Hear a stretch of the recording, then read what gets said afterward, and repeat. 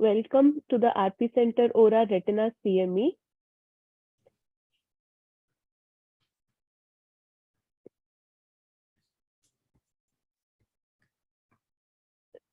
Wait just a minute. So it's an initiative by RP Center under the aegis of Ophthalmic Research Association, and we'll be covering a whole wide host of retina topics, including anti-VEGF, multimodal imaging modalities, and surgical techniques in macular hole surgery and giant retinal tears. And the chairperson for today's CME is Professor Jeevan Estityal, Chief RP Center AIIMS, and Professor Rajpal Vora, who heads the Retina, Uveitis, and Retinopathy of Prematurity Unit at RP Center AIIMS. We also have guest speakers with us, Dr. Raja Narayan from LVPI Hyderabad and Dr. Saurabh Sinha, Director, Netralyam, Kolkata. In addition, we have the entire RP Center Retina faculty, Professor Pradeep Venkatesh, Professor Parijat Chandra, Dr. Rohan Chawla, Dr. Vinod Kumar, Dr. Shaurya Azad, Dr. Devesh Kumawat, and Dr. Saurabh Verma. I now invite Professor Jeevan Estityal, Chief RP Center, to say a few words.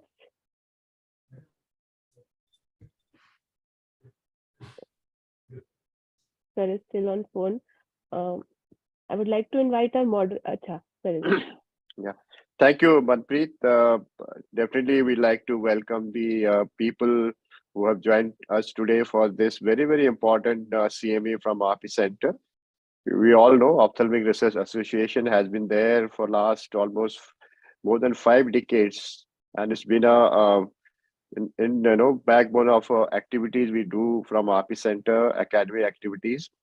And today we are hosting the Retina CME, which is going to cover, I think, very, very important aspects of modern day clinical practice for a retina people, and as well as for understanding of a general ophthalmologist, where should they think of these procedures which have been done very, very commonly across the country. Injection of anti-VEGFs intravitreally is become very, very common, and we need to understand the correct indications for these anti-VEGF injections, and when to start, when to stop. I think that is a very, very important aspect. And what are the recent advances in these field is also very important aspect, which is going to be covered by the speakers today. And apart from that, the common surgeries, which is being done now with very good outcomes, like macular hole surgeries, difficult surgery like giant retinal tear. And the imaging of retina has been the sea change in the management of retinal disorders, not only for a medical management, for a surgical management also. I think these 3 aspects has been nicely been taken up today. And I am pretty sure the speakers, the panelists from RP Center, Retina Services faculty, along with the 2 guest speakers we have, going to make things comfortable for the people who are going to listen to us, and hope that they take some very, very important points for their own practice. And I know that many of them would be teachers, and they will teach these important tips to their students also. Again, I would like to welcome all of you on behalf of our faculty of RP Center, the entire family of RP Center, for this very important CME from RP Center Aura. Thank you. I think now we can proceed. I'll request the moderator of today's CME, Professor Parijat Chandra, to take over. Thank you, sir. So again, welcome you all. And we'll start with this first speaker, Dr. Rohan Chawla, who will be talking to us about anti-VEGF therapy, indications, and when to stop. Dr. Rohan Chawla is an additional professor in RP Center and has extensive experience about anti-VEGF therapy, its indications, and he'll be sharing with experience with us. Dr. Rohan Chawla, please.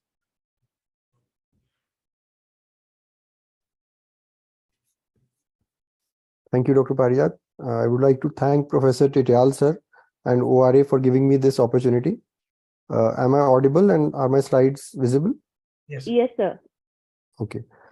So I'm going to start with a little basic talk on anti-VEGF therapy. What are the basic indications and when to stop, as we have a lot of residents who are also listening to us. And like sir mentioned, this is a very important topic, not just for retina specialists, as well as for general ophthalmologists.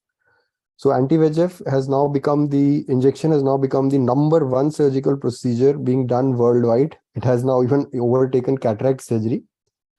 So let us come to the indications. The most common indication is neovascular AMD, age-related macular degeneration, in which choroidal neovascular membranes form, and whether it be a classic membrane, an occult membrane, a polypoidal choroidal vasculopathy, or a type 3 RAP type of lesion, in all these lesions, the primary therapy today is intravitreal anti-VEGF agents. And why? Because these anti-VEGF agents stop the growth of new vessels, as well as they reduce the permeability from the smaller abnormal capillaries. So it leads to resolution of new vessels as well as absorption of edema from the retina. So how frequently and how many do we give? Well, generally we are starting with 3 monthly doses, and then we follow a treat and extend or an as and when needed regime. But definitely we must re-inject whenever there is a loss of vision of greater than 1 line in the patient, whenever you see a fresh intra or a subretinal hemorrhage or an increase in fluid on the optical coherence tomography. So both morphological as well as the functional criteria play a role in deciding your subsequent injection as well as the treatment regime. As of now, OCTA, which is OCT angiography, cannot finally decide the end point of therapy. Now, when to stop? Now, many patients who have a good response would require these injections probably indefinitely. But there are some indications when you need to think again. For example, if there is no response to therapy after a few injections, we must consider an alternative diagnosis. And when we think that probably the eye does not now have significant central vision potential, then probably no role of injecting them again and again. And sometimes alternate therapies like laser and PDT can help reduce the frequency of these injections. So just to give you an example, so this is a case with this yellowish discoloration at the fovea, creamish colored, where it can be diagnosed as age-related macular degeneration. And if you see the OCT, in the OCT also you have some deposits under the retina with a clear space, and it can be confused with subretinal fluid and an injection can be given. But this is typically a case of vitelliform dystrophy, which is well highlighted by the FAF or the autofluorescence image, where you can see that this yellowish deposit is highly autofluorescent, and this is actually not an indication for anti-VEGF therapy. Similarly, again an empty space or a black space on the OCT, which can be confused with subretinal fluid, but if you see carefully, there are adjacent drusen which are in a sawtooth manner. And this patient also has the diagnosis is of cuticular drusen with vitelliform degeneration. There would probably be no hemorrhage or any additional finding to support a diagnosis of choroidal neovascular membrane in this patient. Again, no indication for injection. Now, this patient, again, if you see the right eye, has a very large pigment epithelial detachment and some amount of subretinal fluid overlying it. And in the other eye, it again has those yellowish lesions, which are probably some vitelliform deposits.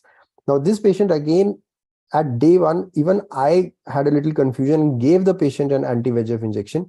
But even after 1 or 2 injections, there was no change in this configuration. So I stopped and I reconsidered the diagnosis. And again, this is a case of probably a vitelliform degeneration with a secondary PED. Now, this patient I have followed over 3-4 years, just the initial 1 or 2 injections, nothing else. And after that, now you see that it has resolved on its own, unfortunately leaving a patch of atrophy. But again, why inject this patient again and again? It is not AMD. Now, this patient is a 70-year-old lady who again was referred as AMD with lack of response to anti-VEGF. If you see the OCT, there is a PED and some subretinal fluid.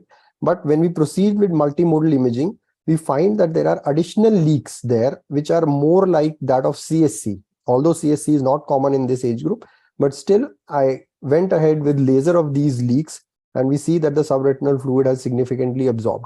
So maybe in such cases, again, we can reduce the frequency of injections and maybe in some cases do away with them altogether. So one is you have to be very definite of the diagnosis. Here is a patient where we found these polyps in a case of subretinal bleed, but the polyps were nasal to the fovea. So here again, we can do a laser or a PDT to these polyps and do away with intravitreal injection. In other case with a subretinal hemorrhage, you can see this black patch in the angiography, which is the hemorrhage. And on angiography, you find that there is a solitary polyp there, which is extrafoveal. And this can again be managed in an alternative manner other than an anti-VEGF injection. This is a case with a peripheral bleed and a peripheral polyp. Again, we can manage with a laser.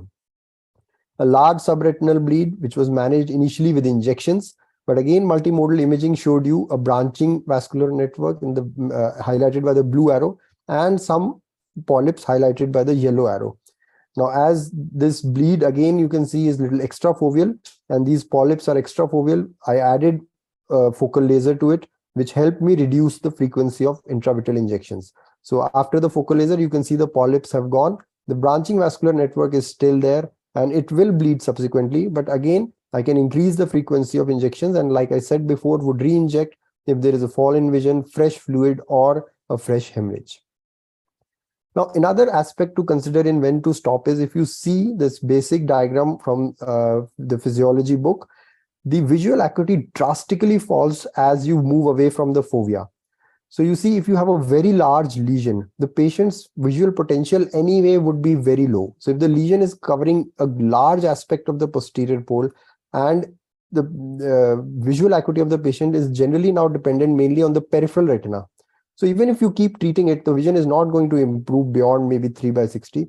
And in such patients, if you do not find a good response, again, perhaps a good idea in stopping the injections or not keeping on continuing with the injections, because we don't want to treat the OCT and just be happy by seeing the reduction in fluid on OCT. Unless there is a meaningful improvement in visual acuity for the patient, there is no point in injecting the patient. So just to summarize for AMD, so we keep on extending the treatment if we feel that there is no recurrence of fluid, no fresh hemorrhage, and no fall in visual acuity. And slowly, this way, we can reduce the number of injections the patient is receiving every year. Then there will be a subset of patients who respond very well. Here we can follow a PRN regime, but again, a regular follow-up is required. Some patients are definitely there who require regular injections, whether it is monthly or bi-monthly. And some patients might be poor responders. And in such cases, we can try switching to another anti-VEGF. And now we have another drug, brolucizumab, which we can try in some cases, although we have to be a little careful about some of the side effects which can occur with this drug. And like I said earlier, if we feel that now the patient is mainly using the peripheral field, we probably need to stop these injections. Now, other choroidal neovascular membranes other than AMD generally show a very good response. And in these cases, I mostly follow a PRN regime from day one. There is no need probably for the loading doses, and they also do well. So this is just an example of an idiopathic choroidal neovascular membrane. The bottom images are that of OCTA, OCT angiography, which is dye-less. So the first image shows you the vascular network, and after the anti-VEGF, we can see that the network has diminished significantly in amount. So a very good response here. Another indication is a parafoveal telangiectasia, where again the superficial cuts again in this OCT angiography demonstrate the parafoveal telangiectasia, and the deeper cuts show you the choroidal neovascular membrane, and the subsequent image again shows you the response of this membrane to the anti-VEGF injection. So I generally follow it from day one, the PRN, that is as and when required. But again, a fresh metamorphopsia or a fall in vision, a fresh hemorrhage are all indications for re-injection. Now, the other common indication for these injections is diabetes, where we use it both for diabetic macular edema as well as for proliferative diabetic retinopathy. Now, there are various studies such as Resolve, Rise, Ride, these the residents must know, which have actually given us evidence and have established the efficacy of these drugs undoubtedly in this condition. And even bevacizumab, we have studies which have shown that injection of bevacizumab is better than focal laser for diabetic macular edema, and it has become the most important therapy for center involving diabetic macular edema. Now, we have also studies which have compared injection alone as well as combination of injection with laser. And they have shown that although laser may help, but alone anti-VEGF injection is also as good. And thus, nowadays, there is a little controversy on whether we should be adding laser to these patients or not. Regarding the anti-VEGF drugs, which is better? Now, a protocol T of diabetic retinopathy network has shown that most of these are comparable with minor differences between the three drugs. And now we have a new drug, brolucizumab, which has also found approval, which has also obtained approval by FDA for treatment of diabetic macular edema. But we have yet to fully see how many injections are safe for the patient. And another injection, which is faricimab, which is available in the US, but is not yet available in India, is a dual agent, which also has anti-angiopoietin action and probably has a longer duration of effect. So what we generally do is that if it is non-center involving edema, we do an angiography, see the leaks and laser them. If it continues to and increases to involve the center, then we go ahead with the injections. Whereas if there is a patient who has a center involving edema from day one, then we proceed directly with the anti-VEGF agents. If these anti-VEGF agents do not work, then as a second line, we add steroids. And in certain very, very recalcitrant and extreme cases, I still do the old age grid laser therapy. Now, another idea was to do a targeted peripheral laser to capillary non-perfusion areas, but a DAVE trial has not shown significant benefit of this modality. Just to show you an example, this is a fluorescein angiography where we can see these microaneurysms which are far away from the fovea, and the thickness is also not much. The central thickness is just 257. So here I would probably just do a focal laser of these microaneurysms on day one and not do an anti-VEGF injection. A similar case where we find that the central edema is not much and we can have laser these extrafoveal leaks. So you could try a focal laser. And now we are also doing a study at our center where we are comparing this focal laser to a sub-threshold focal laser. The study is still ongoing, so I cannot fully comment on how efficacious the sub-threshold laser is. Another patient where you can do an extrafoveal laser. Now, just to show you an example of what a grid laser used to be, we used to do it in a C-shaped manner, and we can still do it for these extrafoveal leaks. So an example of how laser still works, you see this is pre-laser, a significantly bad case with a lot of hard exudates at the center, and you do a grid sort of laser, and after about 6 months to 1 year, the exudates reduce significantly, though the vision of this patient may not improve much. So we have to use judicially a combination of anti-VEGF agents and laser for such patients. Another example where you can see the hard exudates reducing pre-laser and post-laser. Now again, for proliferative diabetic retinopathy, the first choice in our country still would be a pan-retinal photocoagulation because it has the long-lasting effects. But if I have a patient who has an associated macular edema, a central involving macular edema, then I would do a combination. I would give an anti-VEGF, and as the edema reduces, then add on the pan-retinal photocoagulation laser. Now, similarly, as for diabetics in vascular occlusions, whether it is a central retinal vascular occlusion or a branch retinal vascular occlusion, if there is central involving macular edema, the treatment of choice would be an anti-VEGF intravitreal injection, as it would reduce the macular edema. Now, I can also use it before vitreoretinal surgery to help reduce chances of intraoperative bleed. So we And can even wind up, sir. Sure, and even after surgery, as it would help reduce chances of rebleed. So similar to diabetes, there are studies which residents can go through which have established the efficacy of these treatments in vascular occlusions and also compared the benefits of adding or not adding laser. In CRVO, I would just like to add a point that pan-retinal photocoagulation is again done only when there is a new vascularization of the iris seen, or if you have a significant area of pan-retinal of capillary non-perfusion these days, which we can evaluate using a wide field or an ultra wide field fluorescein angiography. Another indication now is ROP of, I think Professor Parijat would be talking in detail about that.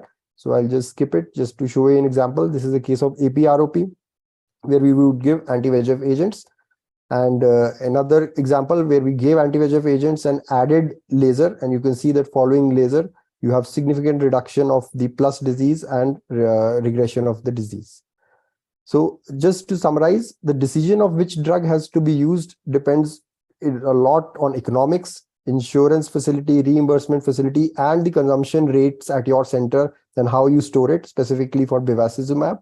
In majority of the cases, all agents work well. However, there are minor differences between the duration of action of these agents and some individual genetic-based responses of the patient themselves. And we could always try a switch between the agents depending on the lack of response. But before injecting these agents, be sure of the diagnosis and see how the patient is responding after each injection. Assess the visual potential of the patient. You can reduce the frequency by adding laser in certain cases. And we cannot ignore the economic criteria. However, for the poorer patients, bevacizumab is still a very good anti-VEGF agent, especially for our country. Thank you. Thank you very much. Thank you, Dr. Rohan, for the excellent talk and giving us good insights about anti-VEGF in various different diseases of the retina. So there are no questions in the webinar chat. So delegates are encouraged to put in questions in the webinar chat, some of which we might take at the end of the lectures. Since there are no question, we'll just take maybe a question. Dr. Rajpal, you want to comment on something on this?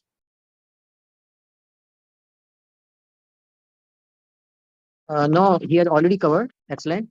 There are various points to be covered, which he has already covered. Only thing in the ARMD, CNVM, which we very difficult to decide when to stop. He has already given some indications, but there are certain some patient in which we can't decide. So that is the one thing. And in diabetic macular edema, it is as compared to ARMD in diabetic macular edema, finite disease. In this first year, we require 7 or 8 injections, second year 3 or 4, and final year 1 or 2, as compared to ARMD. That is the something which should be remembered, that diabetic macular edema is a finite disease, and one of the important disease thing is diabetic management of systemic control for the resident. They must understand the control of systemic control must be there before starting the therapy. Thank you. Thank you, sir. Dr. Pradeep, any thoughts on this lecture? Any comments you would like to add to this? Yeah, thanks, Rohan, for sharing these nice examples. Just one fundamental word of caution for the youngsters is you should never convert an exudative or a transudative condition into a tractional condition. Okay, repeated anti-VEGFs are known to cause changes in the hyaloid-induced posterior vitreous separation. So if you convert an exudative transudative process into a tractional process, it's going to become more chronic and more difficult to manage.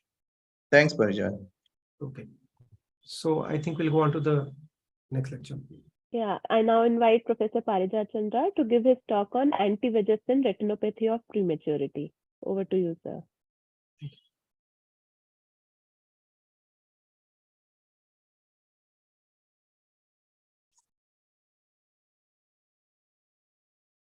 Rohit, can you give sharing screen right to Parijat, sir?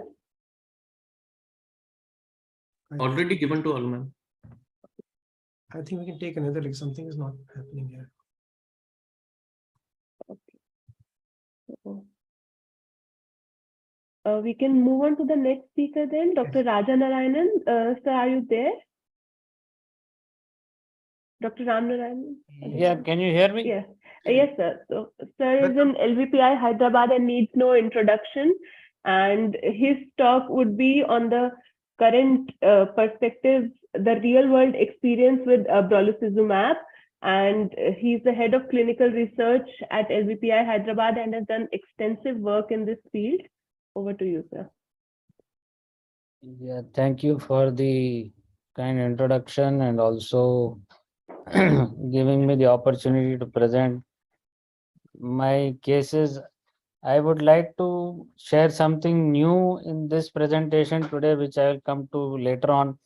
I'll be focusing mainly on PCV, polypoidal choroidal vasculopathy, the effect of brolucizumab, and what is different that I am going to present.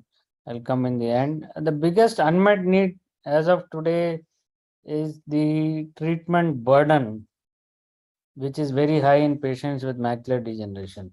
We all know that these patients require multiple injections, not just first year, but over many years. And when patients come first time to us with macular degeneration, we all know that these patients have to go through numerous injections and there is a cost burden to it also. So in this context, brolucizumab definitely is an addition which reduces the number of injections required in the first year or even in the second year and beyond. The brolucizumab is not a full antibody unlike we know of some other molecules. It's a single chain variable fragment, does not have the Fc component. But what is very striking about this molecule is that it is 26 kilodaltons. Among all the other anti-VEGF that we know, this is the smallest size. And why this lasts longer, like Q12 weeks, that is every 3 months or so, instead of every month, is not because it has a different half-life. It does not have a longer half-life compared to other molecules. In fact, The half-life is slightly less than aflibercept's half-life. But the number of molecules which are there in the given volume that we inject, that is 0.05 ml, it is much more than, let's say, aflibercept. It's like 10 times more than aflibercept. So the number of molecules which are packed is so much that it can last 3 months or so. The other advantage of the small molecule is that it can penetrate retina and RP much more than ranibizumab or aflibercept. It also penetrates much faster. And that's why we see a lot of patients with ARMD where the disease is mainly beneath the RPE. We see a wow effect compared to the other drugs. The drying capacity of brolucizumab, especially for PED, pigment epithelial detachment, is very significant. Rapid flattening of PEDs, and also it's much more drying effect compared to the other anti-VEGF molecules. Although PCV was studied a little bit in the Hawk study where the Japanese patients were enrolled, unfortunately, while these patients had ICG at baseline before enrollment in the Hawk trial, they did not have follow-up ICG. So we don't know the polyp closure rate in PCV patients. And we know from Everest and Planet trials that at least the Everest trial showed that PDT is very, very important for closure of polyps. While anti-VEGF by itself, let's say from the Planet trial, we knew that Eylea or aflibercept can make the polyp inactive. That is, there is drying on OCT, but if you do ICG in these patients treated only with anti-VEGF monotherapy of Eylea, they still had a lot of patients had active polyps. They did not regress completely. So with brolucizumab, we don't know the exact rate of closure. I'll show a few cases where we did ICG at baseline and then repeated at follow-ups after brolucizumab. This patient came in October 2020. This was the month when brolucizumab was launched in India. He had in the left eye, between the fovea and the disc, there is a large subretinal hemorrhage, and you can see this lesion over there, which is actually the polyp.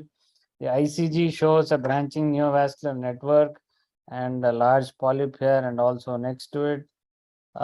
This is the FA and corresponding ICG in the late phase. You see the large neovascular network, which we call as late geographic hyperfluorescence. There is a polyp here. There is choroidal vascular hyperpermeability, even nasal to the disc. And this is the OCT.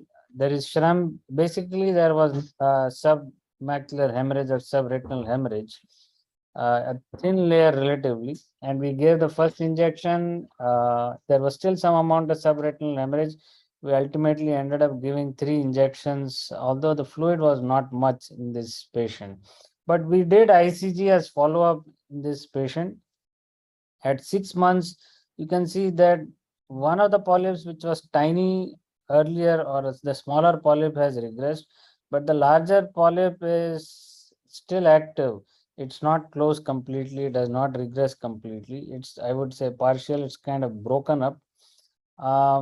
This is the OCT comparison at presentation, which is on the top, then at 6 months, and then at 1 year. So as you can see, at baseline and at 6 months, there is still a polyp picked up on OCT. At 1 year, it was not there on OCT, and we did the ICG also at 1 year. Only the neovascular network is still remaining. The polyp has regressed at 1 year. So this was one patient where we could document polyp regression, which was very slow. It was not rapid, it was not immediate, and only at 1 year there was polyp regression which was documented. This is another patient who came again in October 2020, large submacular hemorrhage. In this patient, we actually did a pneumopexy, gave gas injection to displace the blood, and gave ranibizumab as the first line of treatment at that time. You can see on the ICG there is a polyp which is noted. And after the pneumopexy, there was some displacement of the blood. You can see some exudation, but he still had large hemorrhagic PED, subretinal hemorrhage was there, subretinal fluid had also come. So we decided to give 3 injections of brolucizumab. But what I would like to highlight is that at 6 months when we did the ICG, polyp was still there. It had not regressed completely, or in fact, it had not regressed. There is another patient here. This one was just CNVM, but I would like to share the experience where in a patient of CNVM where ranibizumab did not uh, affect the anatomy much. This lady had reasonably good vision in the right eye, 20/50. We gave ranibizumab last year, but still had a lot of fluid, subretinal fluid, and a little bit of intraretinal fluid at 1 month. And the vision from 20/50 had come down to 20/60. We gave 1 injection of brolucizumab, the fluid is gone.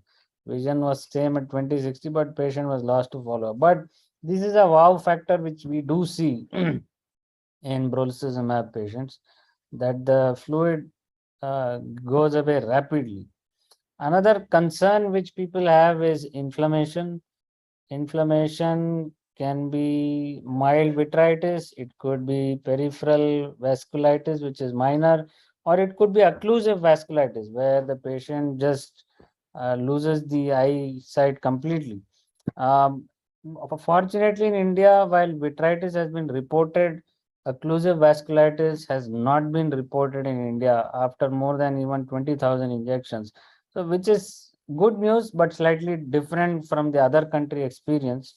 In one of my cases, in October 2020, again, the first month when brolucizumab was launched, I had given one lady who had received 30 anti-VEGF injections prior to this. In fact, she is a mother of a retina surgeon, and she had chronic macular edema due to ARMD, actually PCV, and she had undergone PDT earlier, multiple injections of all the anti-VEGFs, including Ozurdex combination. Nothing worked. Still, she was having a lot of fluid.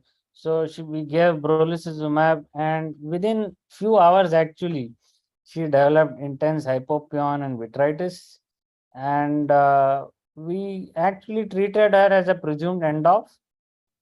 We sent the sample for microbiology, including PCR. Nothing came positive. Smear, culture, and PCR was negative. We treated her with intensive topical steroids. 5 days after the inflammation, you can see the photograph in the right eye. It has completely cleared. The inflammation is completely cleared in 5 days. The top picture is the OCT before the injection of brolucizumab, a lot of fluid. This is after 30 injections of anti-VEGF. And the bottom one is 5 days after brolucizumab injection, just 5 days. And you can see the OCT is dry. So what happened to this patient after this was that macular edema came back, fluid came back. We didn't know what to do. We were skeptical. We didn't even inject for a month or so, even when the fluid came back with other anti-VEGF. She was so skeptical about inflammation otherwise. But then she kept on having worsening of edema, and we had to give again Eylea. In fact, combined with Ozurdex once, it still did not improve. And then we had to repeat after prolonged discussion. 1 year after the first brolucizumab, she had received with intense vitritis. 1 year later, we decided to go ahead and repeat the brolucizumab injection, considering that nothing else was working. And this year, as you can see in the bottom figure, the swelling has come down because she doesn't get the scans done in our hospital. She's the mother of a retina surgeon, so the scans are done in her hospital itself. So I don't have the original images, but these are WhatsApp images. The fluid has dried up now, more than a year after the second challenge with brolucizumab. So this is a unique case that while brolucizumab related events have been reported, nobody has reported a re-challenge with brolucizumab, and we did not find a repeat inflammation. And what could be the reasons? Maybe the first was not an inflammation, but endophthalmitis, which did not pick up on microbiology. But in 5 days, it had completely resolved. The other causes could be there is batch-wise variation of endotoxin. We can discuss about anti-drug antibody, or the other thing which we have shown is that brolucizumab can be still tried in patients who have past inflammation and nothing else is working. So this was basically last resort for us, that because nothing else was working, we gave this. So with this, I would like to just stop my presentation here, but thank you for your attention. Thank you, Dr. Rajnarayan. It was a pleasure hearing you and your wonderful series of cases. I would request Dr. Vinod, any comments on this? A very nice presentation, sir. It's always a pleasure to hear you. And I think we have had not such a wide experience with brolucizumab, but whatever experience I had in past 1 year or so, I agree with you. I think I haven't seen occlusive vasculitis of my own in my experience, but I have seen one patient who had been treated elsewhere, had occlusive vasculitis, was one-eyed patient, but fortunately that patient maintained the central vision and still continues on anti-VEGF therapy. And as mentioned, there is definitely a wow factor. The fluid, the intensity with which the drug works, and it works so quickly, the fluid just dries up. One of the most prominent experience of mine has been a patient of a doctor who had a CNVM. He was one-eyed and was 6'6", but due to the intense activity of CNVM, I was not able to extend the interval between aflibercept injections. So the fluid would reappear in 5th week or so. So that patient I shifted on to brolucizumab. That patient did well, and I think we have been able to extend the interval between injections to 2 months for now, and he is awaiting second brolucizumab now. Excellent. So thank you, Dr. Vinod. Dr. Rohan, any comments which you would like to add on to this? Very nice talk, Dr. Raja, and good images. Just wanted to ask, in this patient, the very interesting last case that you showed, how much is the visual acuity that the patient is maintaining? Yeah, so this is her better eye is good. She's 20/25. This eye was 2200 at best, and it had gone down to 20/600.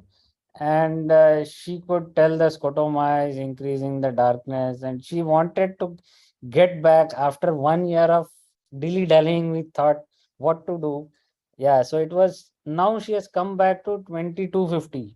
So which is, what she used to have earlier. So not just the drying, but the visual acuity also has improved following the injection. Yeah. Thank you, Dr. Rohan. So I think in the interest of time, we'll go on to the. I'll try to present again.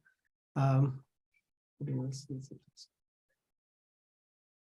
it's visible. Yes, sir. It's visible. Okay. Yeah.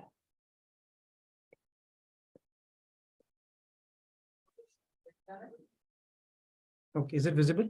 Yes, sir. You can start slideshow, sir. All right. It's coming now? Not yet.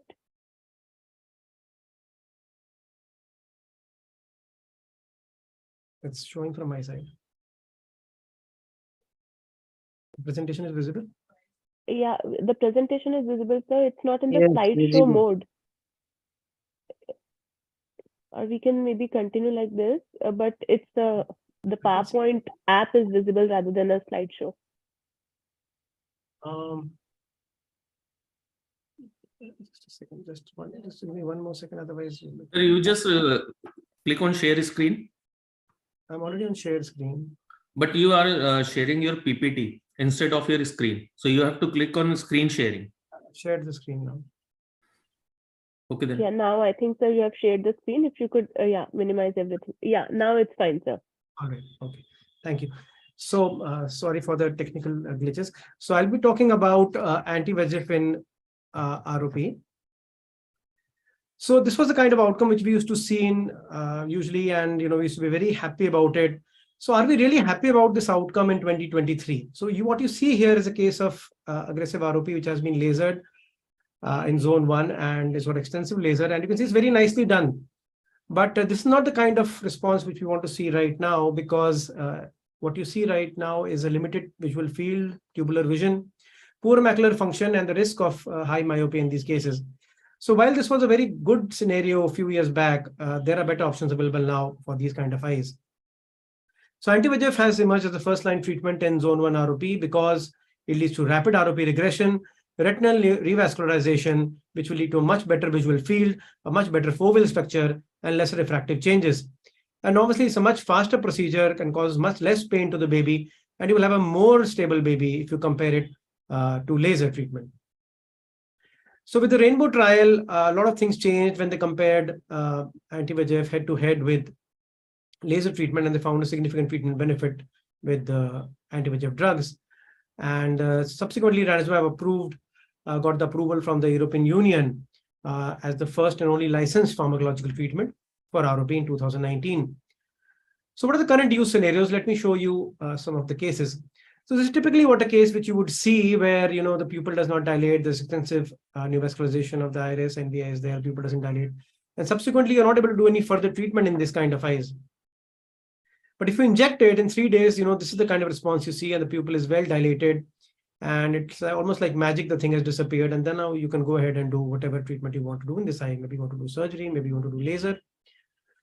This is typically the challenge which arises in zone 1 ROP, because you can see there's just a bunch of vessels which you see marked by the left arrow, and the right arrow shows even the macula is not vascularized. So where do you laser? How much do you want to laser? And do you really want to laser the macula in the side?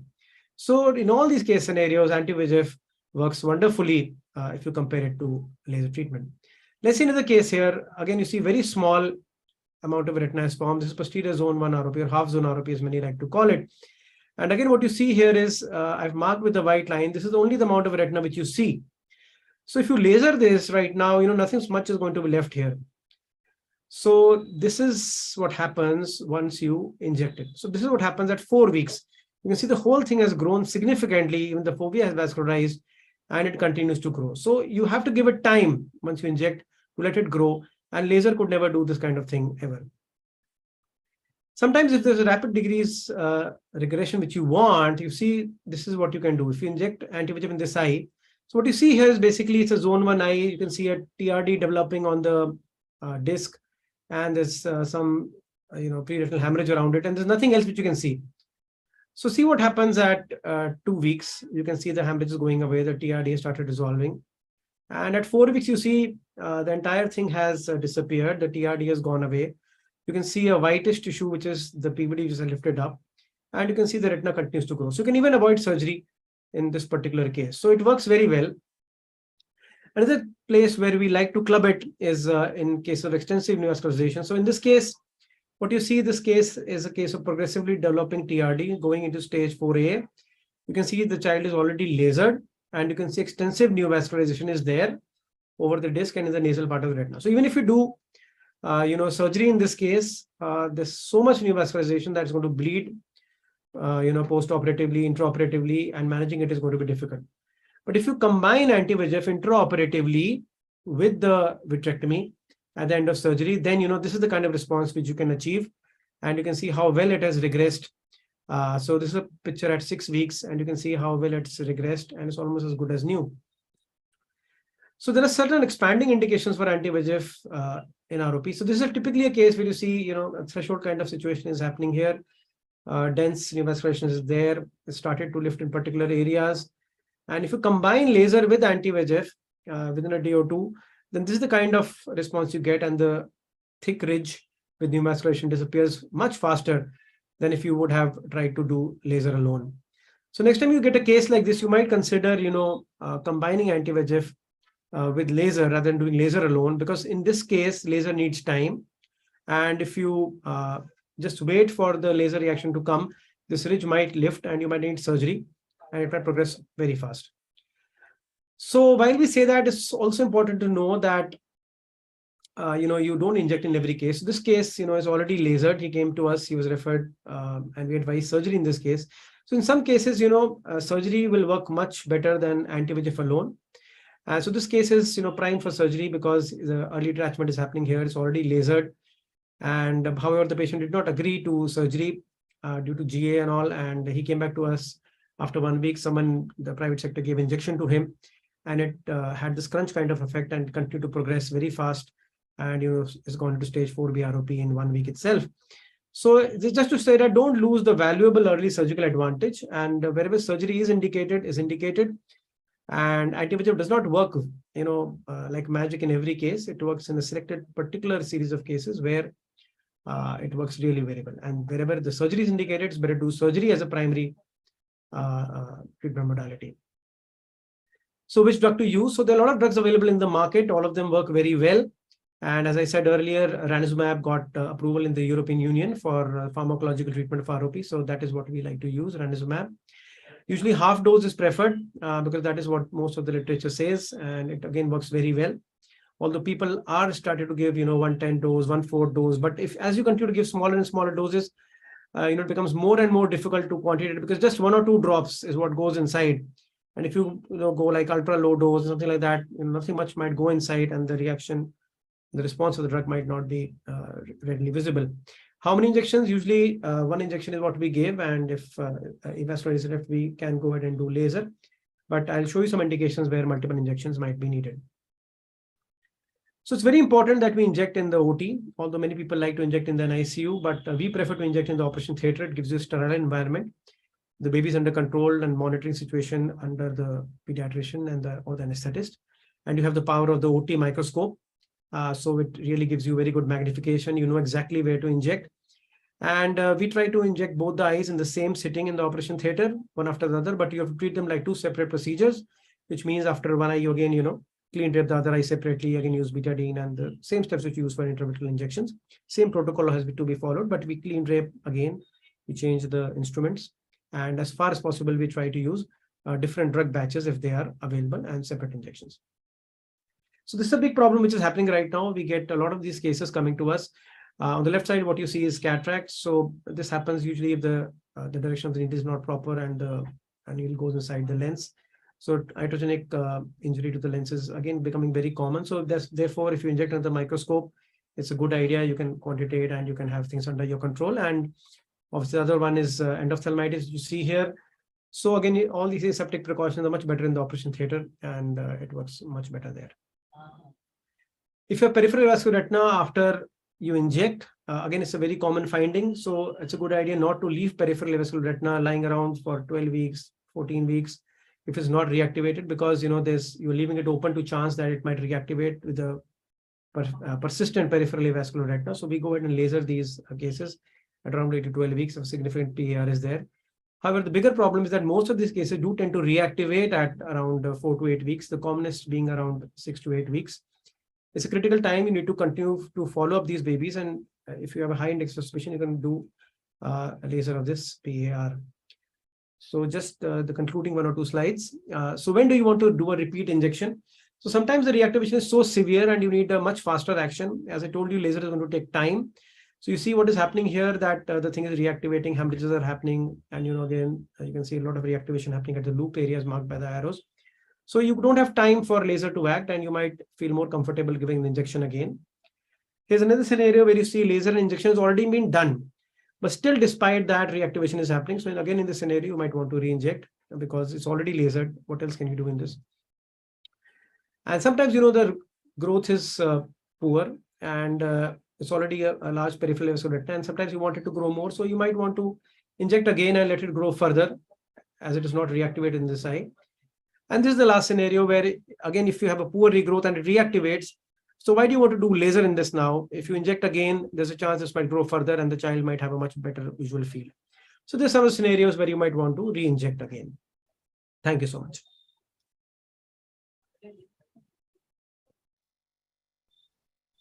Thank you, sir. Very excellent presentation by Dr. Parijat.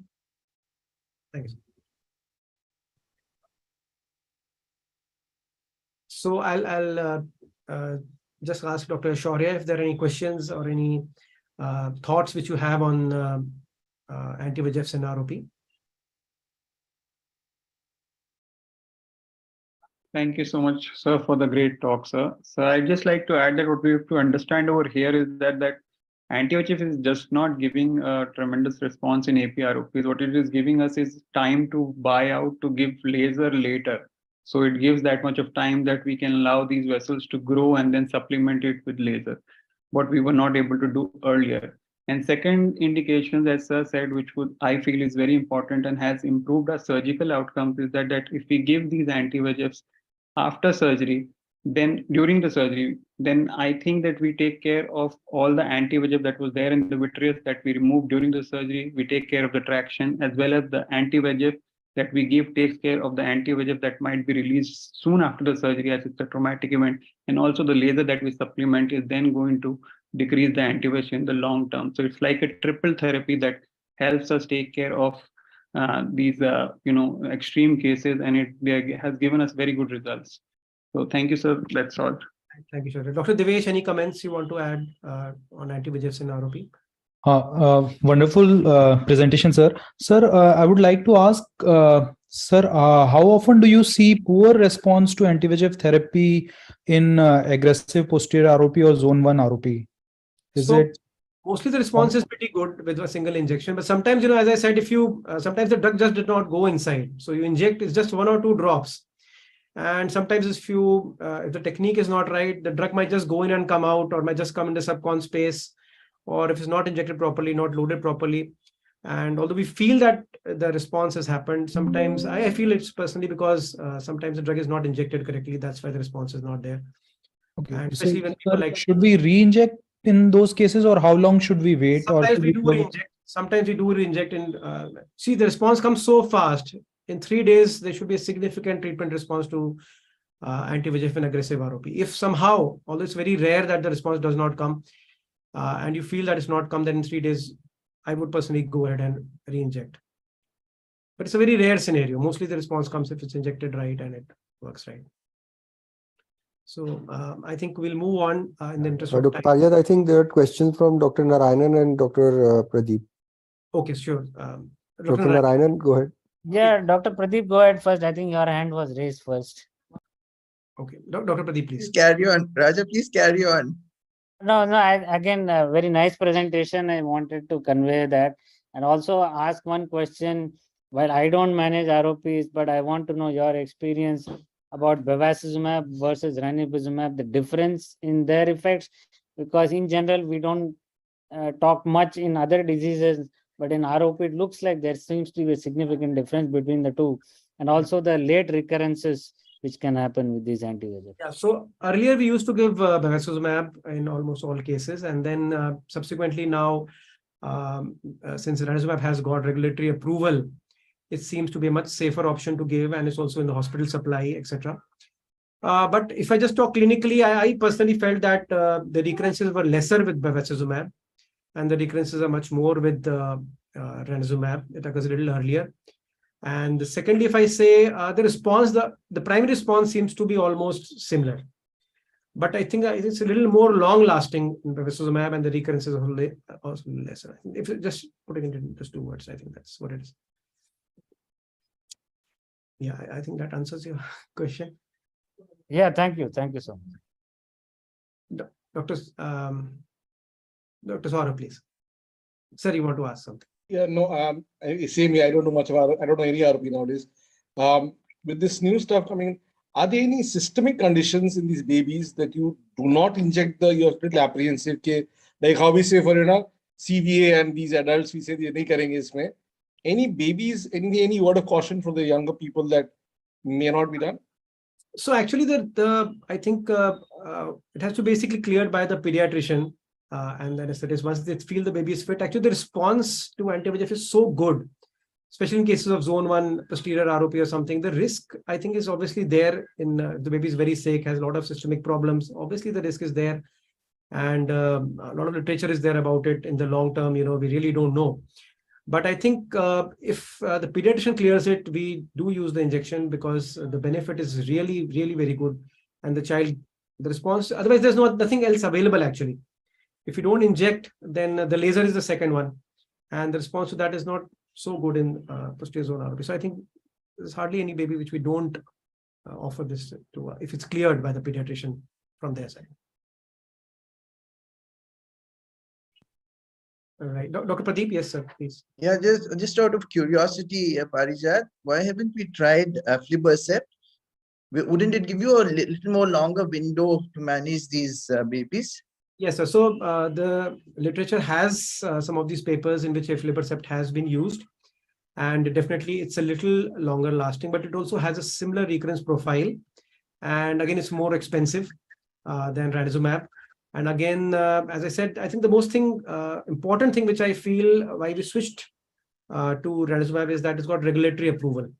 So tomorrow, if some medical legal thing happens or something happens, we have a huge database of literature behind. We have the pharmacological data which is there behind. So I think that's why we prefer to use ranibizumab. But definitely, aflibercept should be tried, and we'll try it in some scenario. But it's got a similar recurrence profile with more cost right now. Dr. Pradeep, you are right. It takes longer time. It will stay longer.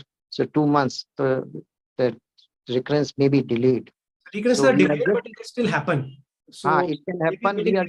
We are just thinking of doing, because already people have done this study in the past. All right. So I think we'll move on. Thanks, Parja. Thank you. Discussion. So now I would like to invite Dr. Vinod Kumar to talk on multimodal imaging in AMD, a case-based approach. Dr. Vinod is additional professor in RP Center and has vast experience in multimodal imaging, and he has a huge passion for this, and it'll be interesting to hear him on this. Dr. Vinod, please. Thank you so much, sir, for the kind introduction. And I'd like to thank you, Chief RP Center and ORA, for giving me this opportunity. So I'll be speaking on multimodal imaging in ARMD. I hope my slides are visible and I'm audible. Yes, Dr. So multimodal imaging, as we all know, is when we use 2 or more imaging modalities in a short span of time to give us additional information about various characteristics of a retinal disease or a retinal finding. Typically, we combine one on-fast modality, which could be a color photograph or autofluorescence. It could be a fluorescent angiogram or an ICG or a combination of ICG, a combination of any one of these. And nowadays we have further on-fast modalities, like we have multicolor imaging and we have monocolor reflectance imagings. So all of them fall under the aegis of on-fast imaging, and typically we use one or more of them along with one cross-sectional imaging modality, and usually that is OCT.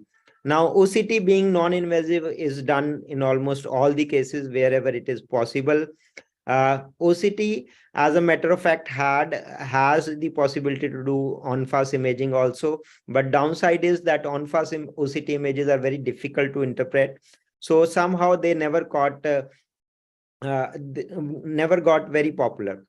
Now we have OCT angiography available with us, and it provides us both cross-sectional and on-fast imaging. And to our delight, I think both of them are very easy to interpret, and they provide Octa provides us great images of vascular anatomy, and that too depth resolved. So when I say depth resolved, that means we can see the various plexus of the retina in the depth-wise manner of layers, and we can see the layers in which the vascular changes are present. So I'll be presenting few cases where a combination of these multimodal imaging methods helped us reach a particular diagnosis and then manage, and in certain cases where we could pick up extra findings. Now, first case was a 70-year-old male who presented to us with many drusen in the macular area, and many of them had coalesced to form a drusenoid PD. And when we did autofluorescence imaging of this patient, you can see the multiple hyper-autofluorescent lesions which are seen in the temporal macula, and also a black lesion which is there. Now, when we did the OCT, you can see that there are some deposits overlying the drusenoid PD, which are nothing but acquired vitelliform lesions. And that is the reason why you get this hyperfluorescence. And this particular hypoautofluorescence is probably due to a localized RP atrophy, which is also known as RP aperture nowadays. Now, what is surprising that in a different scan, there is some amount of subretinal fluid present. So one would think that there is a CNVM in this particular patient. So we went ahead and did OCTA in this particular patient, and to our surprise, there was no CNVM, and therefore we decided to not proceed with anti-VEGF injections in this particular case.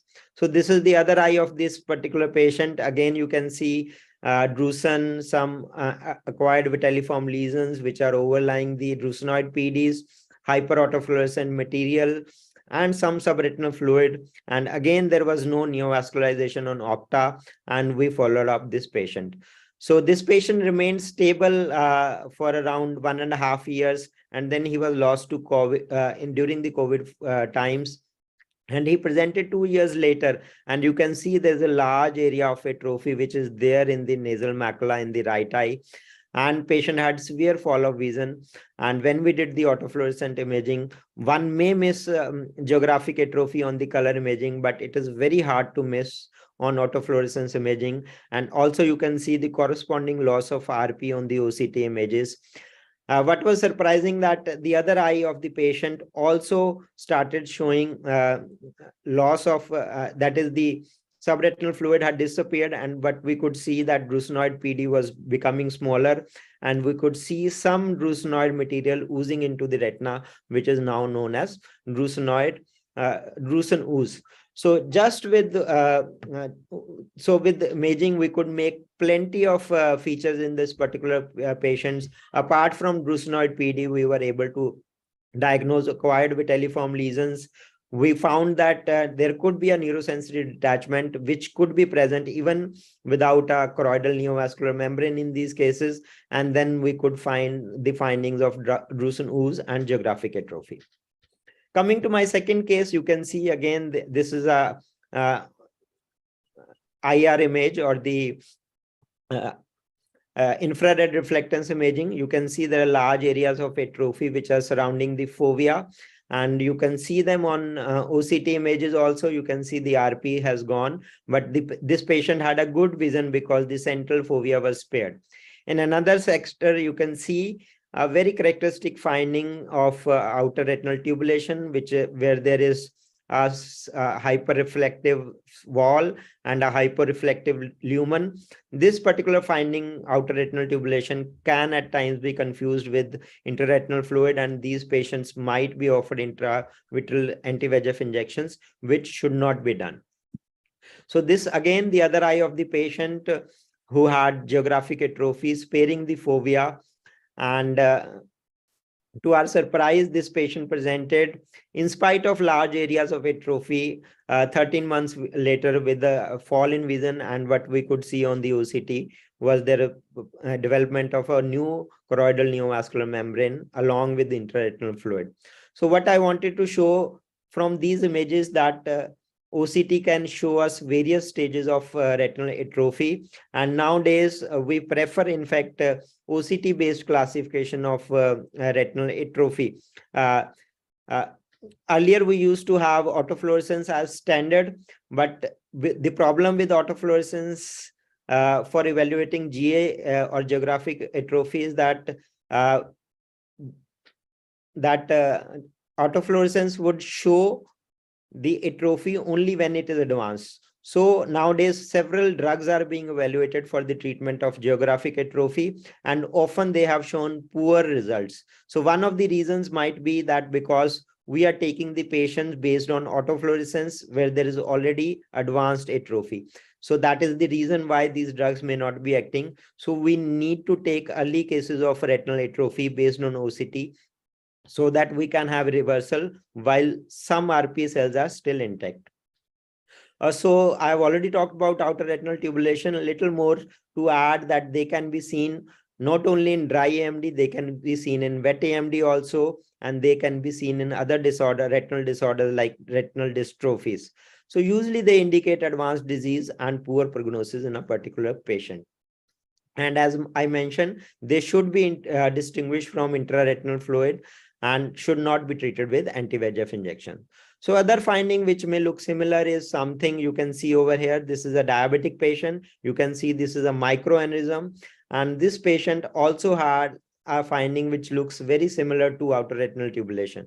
But remember, outer retinal tubulations are seen in the outer nuclear layer and not the inner nuclear layer, as you can see over here. So this was a microaneurysm. Coming to case 3. Now, this is again a 70-year-old female who presented to us with many hard-looking drusen in the right eye, and there was a large disciform scar in the left eye with poor vision. Now, if you see carefully this particular patient on OCT, you can see that these drusen are not underneath the RP, but they are overlying the RP. So this is what is the beauty of OCT. It can show you the exact level of lesions where they are. And with the help of OCT, now it is very difficult to distinguish these drusen, that actually they are not drusen, but subretinal drusenoid deposits, also known as reticular pseudodrusen. Now, what is the importance of this particular finding is that they have very high incidence of association with type 3 CNVM, or what we call as RAP lesions.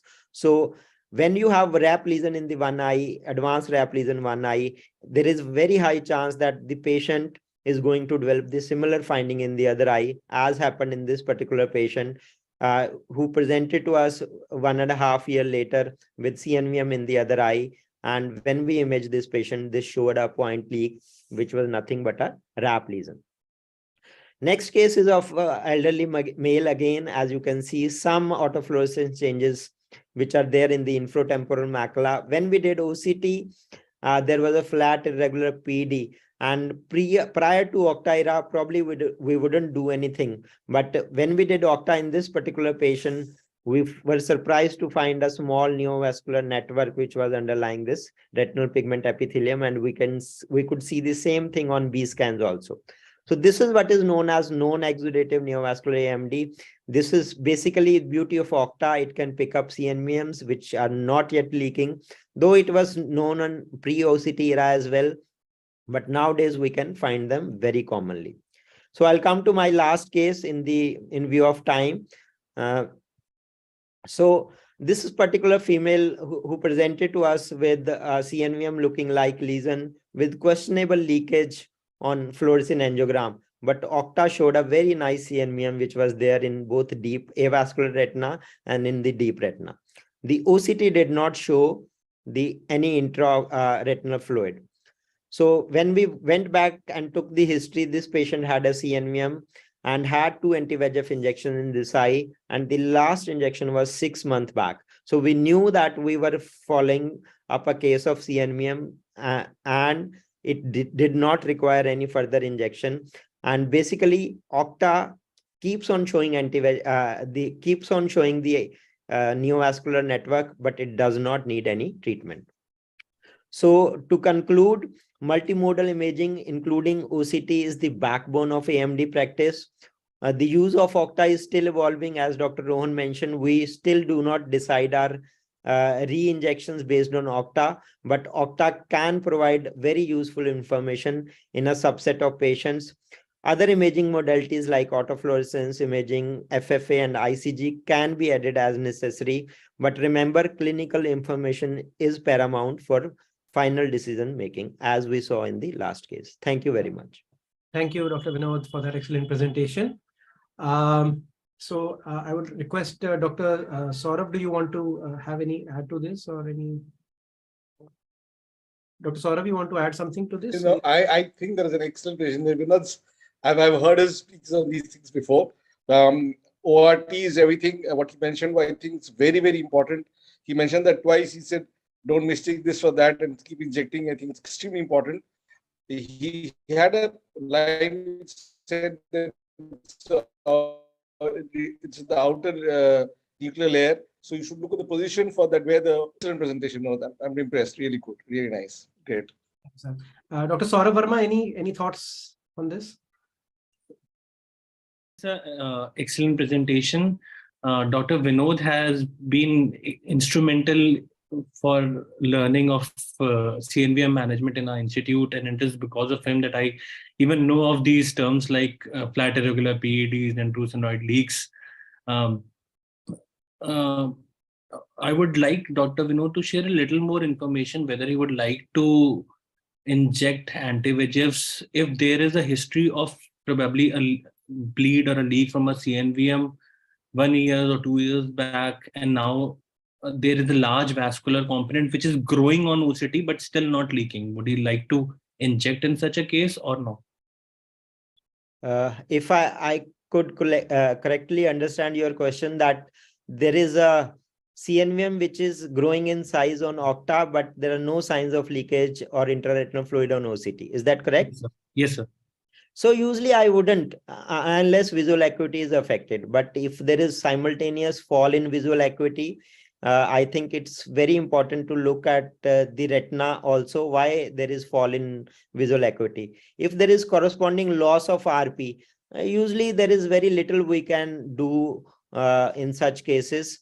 But by and large, only on Octa size is increasing with no intraretinal fluid. I will probably withhold and close this patient follow up this patient very closely. Thank you, sir. Thank you. So any other questions from the panelists, or we can move on? Okay, so thank you, Dr. Vinod. So now I request Dr. Saurav Sinha, our esteemed guest faculty, to speak on optimizing DME management, reducing burden, and improving patient outcomes. So I request Dr. Manpreet to introduce our guest speaker, please. Dr. Saurav Sinha is currently Director of Netralayam, a super specialty eye hospital at Kolkata. He has previously headed Shankar Netralaya, Kolkata, and also worked as a faculty at Shankar Netralaya, Chennai. And we are very privileged to have sir with us today. Over to you, sir. Sir, you're mute, sir. I'll unmute.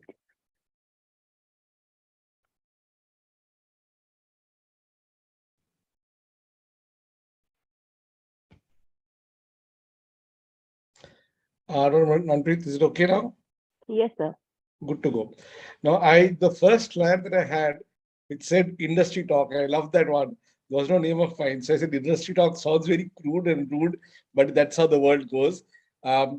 This is a nice English phrase, optimizing DME management. I said, "Bhai, chaya kya?" And they said, "I said, AIIMS presentation, you can't be talking about all these things." But nevertheless, let's try to do justice to this. Right. So for the people who are, I heard the fellows. So just to let you know, 2005, when I was still a consultant at Shankar in Chennai, we had a presentation at a journal club on Avastin. And I must share this with you. Rajanarayan published in 2006 in Retina about the evaluation of Avastin and its effect on the retina, and also intellectual toxicity. Why am I alluding to this now is most of us are a little old. We're not very old, but when this came along, we're really apprehensive about how things would pan out in the next 10 years. We weren't sure whether to get into this right now, but Avastin is the panacea for all treatments right now, and I still think so. So understanding your history and your past, accepting that whatever age we practice in, there will be new things coming at all times, and keep your minds open to is what I'm trying to talk about right now. So when you say reducing treatment burden, you're talking about financial part and the number of visits of the patient. When you're talking about improving patient outcomes, they want to have a good and quick recovery. Injection karo, theek kar do mujhe. And they want to be physical and mental being. This is what I understand by reducing treatment burden and improving patient outcomes. So my talk has two parts. One is the slide deck that Novartis gave me. I will have Abhishek drastically. And I've discovered a few things in the last 3-4 days while making this presentation. So I will ask those of you on the panel, have you heard of gut microbiome and diabetic retinopathy? I heard this from Dr. Tarabasad Das 3 weeks ago. Semaglutide, you guys in the institute may have heard of this. Nanotechnology and diabetic retinopathy, Smart India study, and SL2 inhibitor. So I'll come to this a little later on. I will not be talking about Rohan. Dr. Rohan did talk about the protocol S, protocol T, RISE, right, REPOSE. Metabolic control for diabetics is very, very important. We all accept that. The cholesterol, the hemoglobin, your blood pressure, all these things need to be looked at definitely. FA in a few cases here and there in between for diabetic macular edema, not responding can be looked into also. This is a poster I put up by OPD a few weeks ago, which I now tell my patients, bahar jaake isko dekho, you have diabetopathy, all the things are going to be affected. So get your act together and get your metabolic control under control. This is a slide I showed to the physicians. If you don't send patients to us, 1/3 of them lose sight, and you are responsible for that. So when we say how do we approach our treatment, we must start a treatment early or late, very early. No question of waiting. All studies, all these things show that if you treat early, you treat intensively, it's important that you get good results. Loading dose is a word I don't like to use in case of diabetics. It's a very important word in CNVM patients. Here, there's 2, 3 injections, 4 injections, depends on that. And when to stop is when you've got a lot of heart disease with the fovea, nothing's going to happen anymore. Now, I have a series of these slides over here which show the control. Delay in treatment leads to poor outcomes. So we have enough studies to show this. So do not delay your treatment. Of course, you tell your patient, get your sugars under control, come back to me quickly, but start your treatment earlier. And you will have better results in this. We do have a study like Luminous study, where again they showed that if you treat patients early, you will get good visual acuity, and then of 1 year, and you'll have that will maintain for nearly 5 years. So we have different studies, protocol I, protocol restore study, that initial a year or two of good intensive treatment, good response in the next 5 years to come. Again, our study here, protocol I, restore, even the real world education, people show that if you inject more injections in the initial year, number of injections much more, becomes less by year 3, year 4. And if you've done a good job, switch whatever, doesn't matter, but do a good anti-VEGF, whatever Ozurdex, what do you want to do, but come back, hit them hard initial part, then they sort of ease out by 3rd, 4th year. Again, if loading dose, again, like I said, the word I don't like to use, each patient, each eye is different when they present to us. So it may be 2, 3, 4 injections, but keep going at it till you know that you've achieved the best possible result for the patient. Maybe 4, 5 injections, maybe 3, doesn't matter. In India, we still have patients who drop out. The reason for discontinuation usually being the first or second injection, they have no improvement in vision and they can't afford. These two are the main reasons why patients don't continue our treatment, and when we lose grip over them. And once you become chronic, getting them back into our fold again is very, very difficult. And there are enough studies to show that some patients do take time to get along and get going after some time. The first 2, 3 injections, you may not get that wow result. Convince them, force them to have further injections, and by the 4th or 5th injection, you may get the very good result that you want, and the visual acuity may improve. So this is what the VRSS study showed us a year ago, that most of our patients, doctors, the retinologists, within 3 injections, they want to switch. This is something I think we need to a little bit control ourselves, convince our patients that, hold on, convince ourselves, hold on, maybe 1 or 2 injections more may help us. So in conclusion, start early, treat intensively, and have a loading dose, depending on what you call a loading dose helps. I have this printout, what is my protocol in my OPD, where I have the price list given to my patients.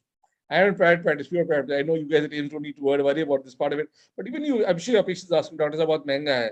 And I tell them I charge 6,500 rupees for whatever injection you do. Buy the drug from the pharmacy. It doesn't vary. If I give very expensive drug like Vaganax, I still charge the same. And of course, today with ranibizumab, Accentrix, 2+1 free, we in private practice are really wow about this whole thing, because give 2 injections, 3rd to free hai, karwa lo na aap. So patients feel happy about it. And so my biosimilar need is also not there so much now. This is my PubMed research for the last, actually, 4 minutes ago. And I've endocrinologist, Dr. Ushita Goa, who was in my OPD 4 days ago, she gave me a lot of inputs. So this is a presentation Dr. Taraprasad Das did for us 3 weeks ago at our state conference. And he talked about gut microbiome and how he's already published on this and how we should look at this in future for treatment of diabetic retinopathy. I repeat myself, gut microbiome being a modality of treatment of diabetic retinopathy. Read up his articles. Those of you who haven't and don't know about this, I think it's the way future, and I think he's got strong evidence for this. Nanotechnology, 2 ways it's going to help us. 1, fluorescein angiography for diabetic retinopathy may not be necessary. You will have these nanorods, vanadium coated ones, which will give you what the tissue looks like. And you will also have treatments in future much more targeted. And I think there is a possible way we need to keep AIIMS open, like I showed the slide 2005, 2006 of Avastin, which we thought may not work. But this is something, again, I don't know, it may not work. I don't know, 10 years from now, maybe a different talk altogether. This is a new antihypertensive available in India since the last 10, 11 months. They started in January, February, March this year. It's called semaglutide, cost 10,000 rupees a month. Ribelsus is what it has. It causes excellent weight loss. This is a name that we need to know, Ribelsus, because this is shown to have some effect on the diabetic retinopathy patients. they themselves told me that they are not using in diabetic patients. But you as now must know this name. Like we say, pioglitazone. All of us are aware of pioglitazone. Most of us will ask for this history. We should now ask for the history of this also and avoid it in our patients. There's no conclusive strong proof for it yet, but it seems to worsen diabetopathy. But they're using it a lot now for it causes excellent weight loss and good control diabetes. This is on a group of SLG2 inhibitors, which is Jardiance, is what I've been seeing in my prescriptions of my colleagues of late. Oxer also they've been using. So this is being used by them right now. Supposedly, this group of oral hypoglycemics cause great protection for the cardiac and nephrostatus. So there are enough publications now. And the fascinating part for me was that in our Retina journals, we're still not talking about this. And they're already talking about it in their journal, Journal of Clinical Medicine, Journal of Diabetes Research. They are talking about how this is going to help diabetopathy. So I think, I'm sure in AIIMS, you must be having your colleagues over there. Maybe you guys already know about it, but in diabetes, I talked to a lot of people in Calcutta, and people, most of us don't know that this group of drugs will help diabetopathy. So we can encourage our colleagues and tell our patients, ask your doctor, this may help you. So we should look into this very, very carefully also. This is something I think we need to look at. The SMART study was published by this group of my good friend Rajiv and all over India. We have not been a part of it here in Calcutta, most of us. What I'm going to show here is that the socioeconomic survey that we need to do, and what Umesh has also published last year in IGO, these publications help us promote. And I don't know how many of you ever worried or wondered why pulse polio has so much of funding and why not diabetic macular retinopathy. That's because the government has been convinced that that needs a lot of looking into. And so I think we should do a bit also with good, robust data of how much man hours are lost, how much money is lost, how much of patients have depended on their children for treatment, on their hospital management has not been proper for this. Similar article, the last time is what I'd like to share with you. Only about a third of treated DME patients complete 1 year follow-up in India. That's not right. I think we are losing the plot somewhere. Patient not having treatment, coming back to us again after a year or two, he lost the plot over there.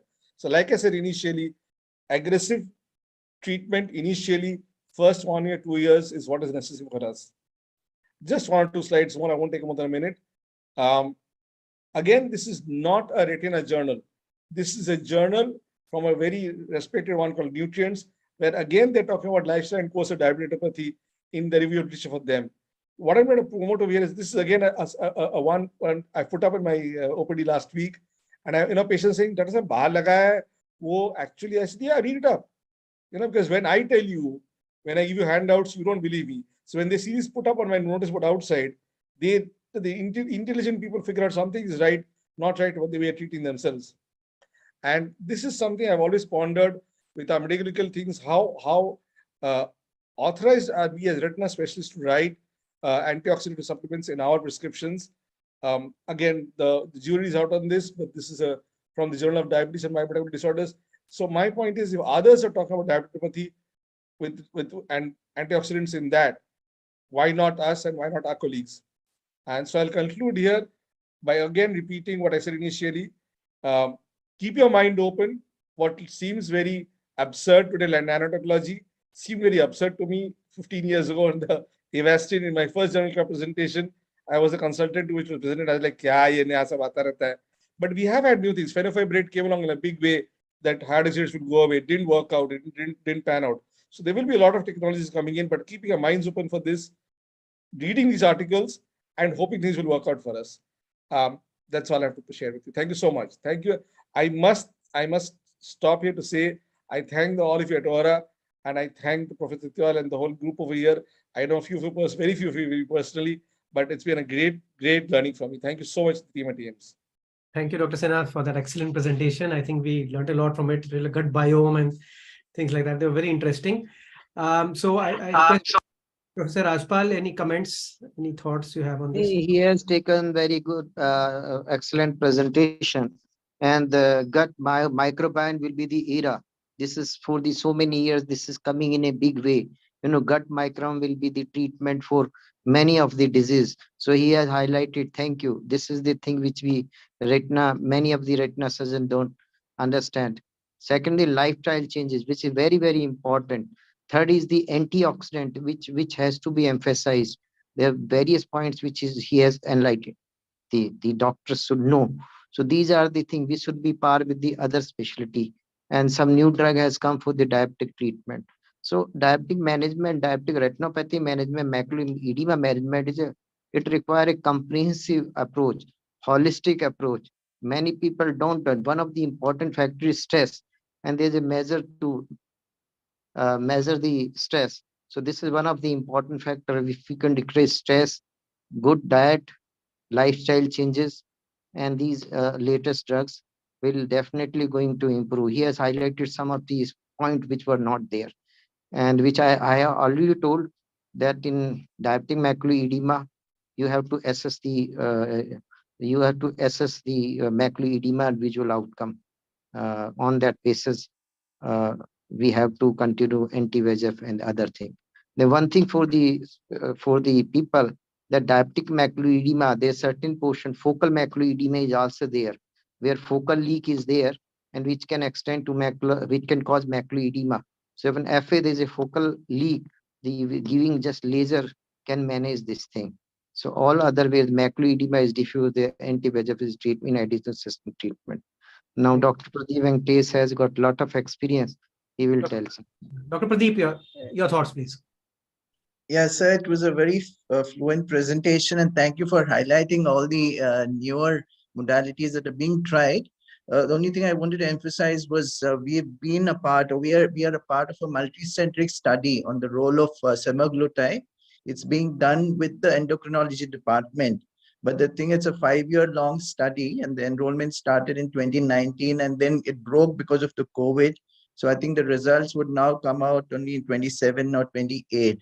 So we've been a part of this, and we are doing all the clinical photography for these patients. So I think we be contributing something on that side. Great. Yeah. Thank you, Dr. Pradeep. Dr. Rohan, your thoughts? Anything on this? Thank you. I think we can move on to the next presentation in interest of time. All right. Okay, so thank you, everyone. So thank you, Dr. Saurav Sinha, for your excellent talk. And I think we all learned a lot from it. Thank you, sir. So next we'll go on to Dr. Shaurya Azad, who will talk about giant retinal tear. He operates a lot of these cases, and it will be very nice to hear what he has to teach us about this. Dr. Shaurya, please.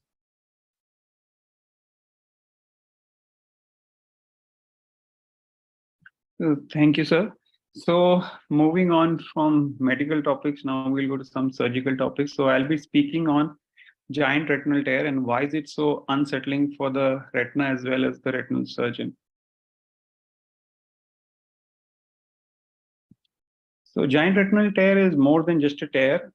So once a tear attains a size of say 90 degrees or 3 o'clock hours, it starts behaving differently from a normal retinal tear.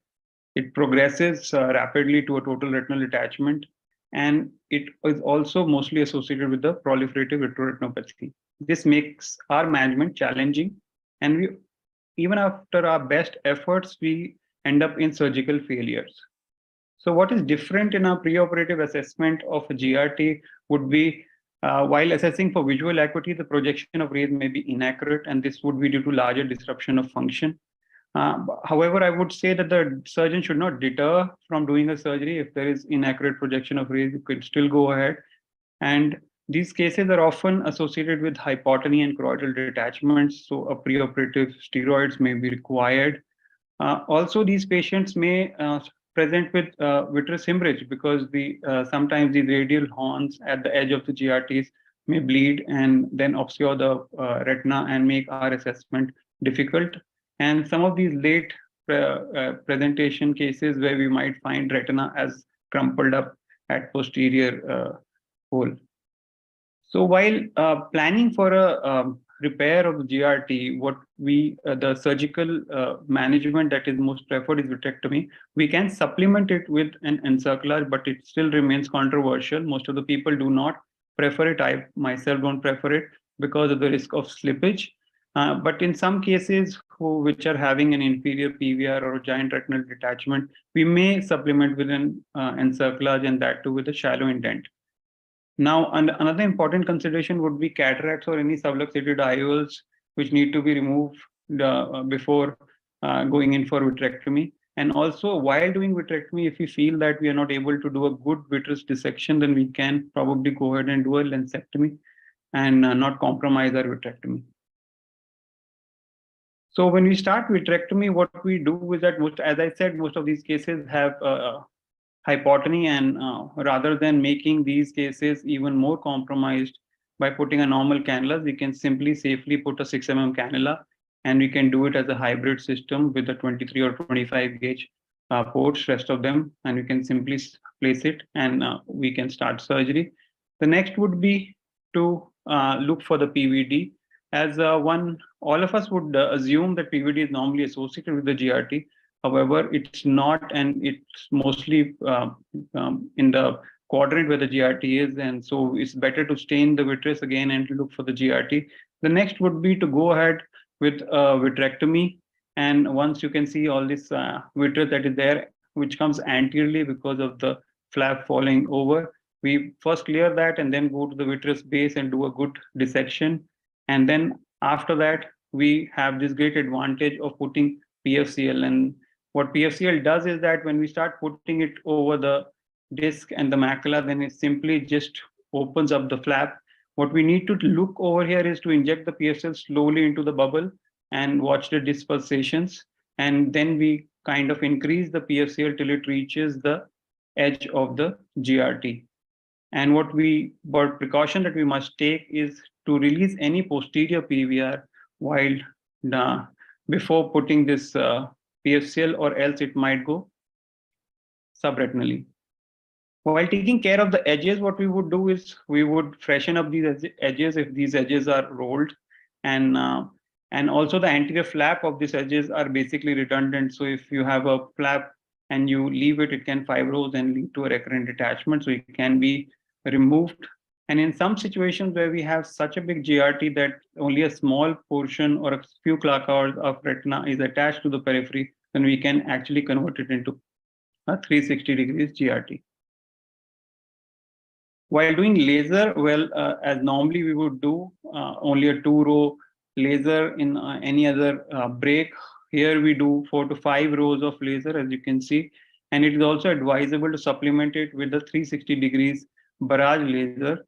And in cases these anterior horns of these GRTs are not visible, especially in phakic eyes, we can probably go ahead and do a cryo as well.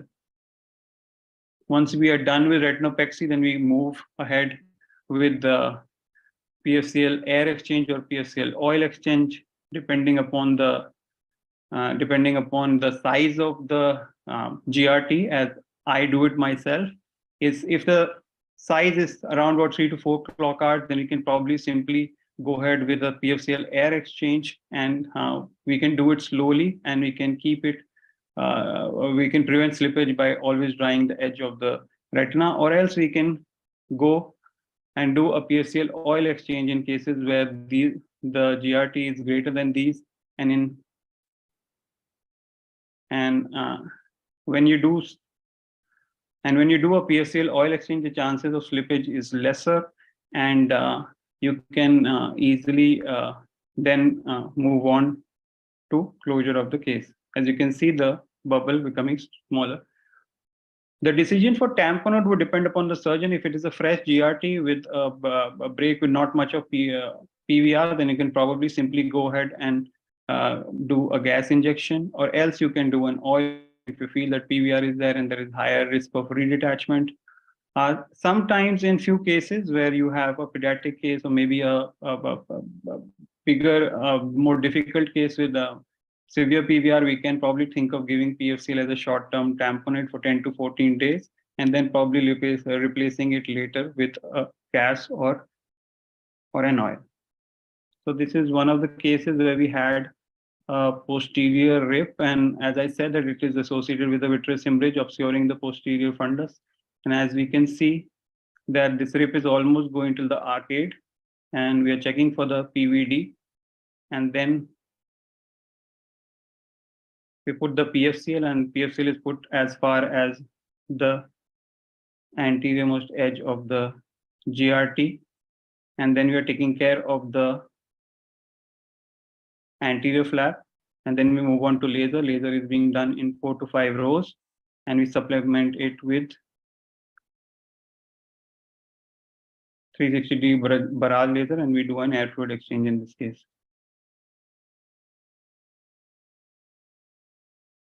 And some cases may also have PVR. In those cases, we might need to do a lensectomy and then move on ahead and remove the anterior vitreous. And then when going posterior, first we need to take care of these posterior membranes that might be there at the posterior pole, and then only inject this PFCL. As I said earlier, it can go subretinal. Then we can stain the ILM, remove the ILM to prevent postoperative ERMs and detachments due to it. And then we can move ahead with taking care of the edges of the GRT. So till now, we just saw that the doing vitrectomy in cases of GRT, but can we actually do buckling also in cases of GRT? Well, yes, if there is a GRT and not much of a detachment, then we can try to do it in a 2-step, and we can put a buckle. As we see, there was a detachment here in the superior quadrant, and we put a buckle, and then we did the second step as a pneumatic retinopexy, and you can see the attachment later. Another case, we did the same, and it is attached. And these were done mostly in cases where the other eye had been lost due to vitrectomy, and we were a little skeptical to go in for surgery.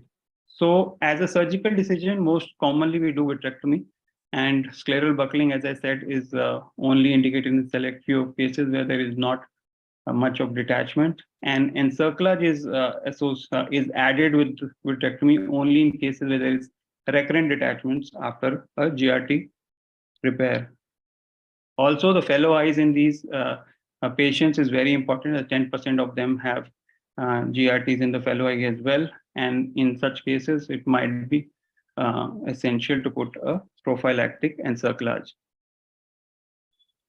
To summarize, a good preoperative assessment and planning with early surgery can lead to good anatomical and functional outcomes. If during surgery we feel that we are not able to do a complete vitrectomy as it's essential, we can go in and do a lensectomy. To prevent slippage, it's always better to go in for a PFCL oil exchange. And as these patients are at high risk of redetachment, we should counsel them for the risk of redetachments and resurgery. Thank you. So thank you, Dr. Shaurya, for the excellent presentation and those excellent videos. Dr. Vinod, any questions, any thoughts about this?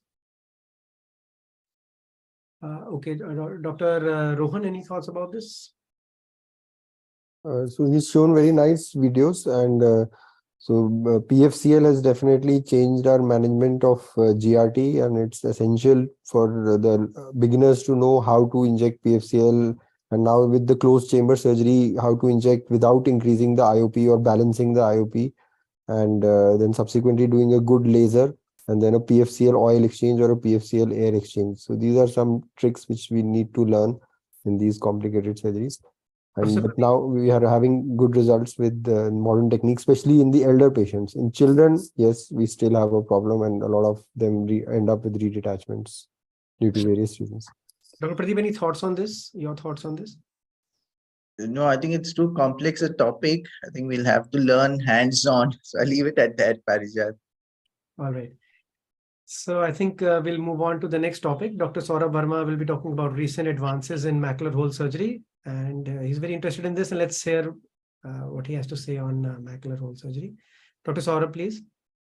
Hello, sir. Are my slides visible? Yeah. Yes. Yes. At the onset, I would like to thank ORA and Chief RPC for giving me this opportunity. I'll be giving my presentation on recent advances in macular hole surgery. A macular hole is a full thickness defect of the retinal tissue involving the anatomical fovea. It has a prevalence of about 33 per 1 lakh population, a female to male ratio of 3:1, peak incidence in 7th decade. Greater than 80% cases are idiopathic in nature, and most cases are unilateral. What is well established about the surgical management of macular holes is that PPV is to be done to remove all vitreous traction. Most of the surgeons would prefer to use tricot-assisted PVD induction to ensure complete vitreous removal. BBG is the best agent for staining ILM with least toxicity. ILM peeling improves surgical outcomes, and most surgeons would prefer to use a long-acting tamponade agent at the end of the surgery. So the first question to answer is whether this PPV with ILM peeling surgery a good surgical approach for macular holes of different etiology. So Rubin et al. Did a prospective comparative analysis of outcomes of PPV with ILM peeling in macular holes of different etiology, that is idiopathic macular holes, traumatic macular holes, and myopic macular holes. And they concluded that this was an effective treatment in macular holes of different etiology. They also found out that higher axial length and larger macular hole size are important risk factors for non-closure post-PPV. When it comes to macular holes less than 400 microns in size, a PPV with a conventional ILM peeling generally results in macular hole closure in greater than 90% of the cases. But most of the surgeons would prefer to go ahead with an inverted ILM flap technique for larger macular holes, that is macular holes greater than 400 microns. Michaeluska et al. Did a prospective analysis of conventional ILM peeling versus inverted ILM flap in macular holes greater than 400 microns. And they found out that the anatomical closure rate as well as visual outcomes was significantly better when in the ILM flap group. So this is the technique for a multi-layered ILM flap in which using an ILM forceps and a pinch and peel technique, multiple flaps are raised in such a way that a part of the pedicle of the ILM remains attached to the edge of the macular hole. Once 360-degree ILM peeling is completed, extra ILM is gently trimmed under low suction with a vitrectomy probe, and then this ILM can be gently nudged into the macular hole. This ILM will then act as a scaffold for the growth of glial cells, resulting in bridging of the macular hole in the postoperative period. This was a study from our center in which Dr. Atul Kumar et al. Demonstrated that after standard vitrectomy and ILM peeling, gentle tapping of the macular hole edges with a soft tip cannula can improve anatomical closure rates in large macular holes with poor macular hole index. They were able to achieve almost 90% closure rate, and of these, 80% were type 1 closures, which are classically known to have better visual outcomes. Montoya et al. Did a retrospective analysis of inverted ILM flap versus free ILM flap versus conventional ILM peeling for large macular holes. They found out that the best closure rate were observed in the inverted ILM flap technique, and also the visual recovery was faster and more significant in the inverted ILM flap group. However, a major limitation of this study was a short follow-up. So in totality, we can conclude that inverted ILM flap tends to give the best anatomical and visual outcomes. When it comes to refractory macular holes, multiple surgeries have been advocated for the management. Refractory macular holes are the ones which have failed to close despite conventional ILM peeling. One such technique for management of refractory macular holes is a free ILM flap, in which a free flap with a dimension similar to or slightly larger than the macular hole is recovered from the margin of a previously peeled ILM. This ILM flap is then taken to the macular hole and gently nudged into the macular hole. This was a study by Morizane et al. In addition to the standard technique, they did use a high viscous elastic substance over the macular hole so as to prevent displacement of the ILM flap, and they were able to achieve almost 90% closure rate in refractive macular holes with this technique. Grewal et al. Demonstrated successful closure of refractory myopic macular hole with autologous neurosensory retinal free flap. The graft size was just outside the temporal superior temporal arcade. Endolaser was applied to the area marked for graft harvesting, followed by diathermy to the blood vessels at the edge. A free retinal flap, which was 0.5 Des diameter, larger than the macular hole size, was lifted and gently placed over the macular hole, followed by an air fluid exchange. In the post-operative period, macular hole had closed, visual acuity also improved by 2 lines, and the graft host junction was visible as an area of high hyperreflectivity on OCT. So what is the role of positioning in the post-operative period? Multiple studies have been done evaluating this thing. Studies by Alberti et al. And Tranos et al. Evaluated outcomes on the basis of prone positioning versus no prone positioning, and they found out that the closure rates were not different when positioning was given. So overall, most of the authorities now believe that prone positioning is not necessary for macular hole closure. What is the role of size of ILM peeling? So Modi et al. Did a comparative prospective analysis on outcomes with variable diameter ILM peeling in surgery for idiopathic macular holes. 25 eyes underwent 3 mm peel and 25 eyes underwent 5 mm peel. Though the difference was not significant, but actually they found that the closure rates were slightly higher in the 3 mm peel group, and also the 3 mm peel group had better functional outcomes and better RNFL preservation. But an important point to note in this study is that the average macular hole size was less than 400 microns, and most of the surgeons would still prefer to do a larger ILM peel for macular holes greater than 400 microns. Devenis et al. Did a meta-analysis regarding the tamponade of choice at the end of a macular hole surgery. They found out that there was no difference in anatomical closure rate with the use of air, SF6, C3F8, and silicone oil for holes less than 400 microns. They noted that there has been a gradual shift towards shorter acting tamponade in macular hole surgery, and many surgeons have actually shifted to air as the tamponading agent. However, the meta-analysis did say that the results were inconclusive for macular holes greater than 400 microns in size, and most of the surgeons would still prefer to use a tamponading agent like SF6 for large macular holes. Sorry, my slides are not moving. Are my slides moving? Saurabh, just try the arrow on the bottom left. If you're from the screen, you use the mouse and use that arrow. Okay. There's a recently published study called the Manchester Large Macular Hole Study. They basically evaluated surgical outcomes in 258 eyes with macular holes greater than 400 microns, which had underwent PPP with ILM peeling with gas tamponade. They found out that when the macular hole size ranged from 400 to almost 650 microns, they were able to achieve greater than 90% closure with a single surgery. However, when the macular hole size at the time of presentation was greater than 650 microns, the closure rate significantly dropped to around 76%. Based on these findings, they suggested that probably there is a need for reclassification of large full thickness macular holes to be reserved for macular holes greater than 650 microns, because when they are smaller than that, the surgical results are quite good with the standard techniques. In the end, I would like to conclude by saying it is necessary to release all possible vitreomacular traction for successful closure of macular holes. ILM peeling is a widely accepted innovation. Prone positioning and gas tamponade, though not necessary, but are still preferred in large macular hole surgeries. Thank you. Thank you, Dr. Saurabh, for this excellent presentation. May I request Dr. Saurabh Sinha to give some comments on this?